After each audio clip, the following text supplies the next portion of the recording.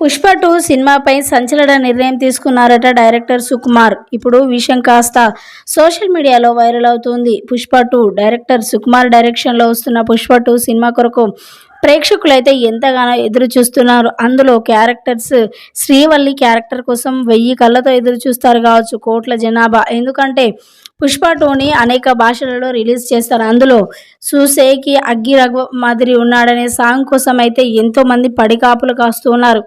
ఆ సినిమా ఎప్పుడు రిలీజ్ అవుతుంది, ఆ యొక్క పాట ఎప్పుడు మొత్తం పూర్తిగా ఇస్తారు అని చెప్పి మరి ప్రతి ఒక్క ప్రేక్షకులు అయితే ఎదురు చూస్తూ ఉన్నారు ఆ మూవీ కొరకు. అయితే డైరెక్టర్ సుకుమార్ తీసుకున్న నిర్ణయం అయితే ప్రతి ఒక్కరిని కూడా మరి నిరాశకు గురి చేస్తుందా, ఆశకు గురి చేస్తుందా తెలియదు. ఇక ఆ సినిమాకి సంబంధించి అప్డేట్ ఇవ్వనున్నాడట.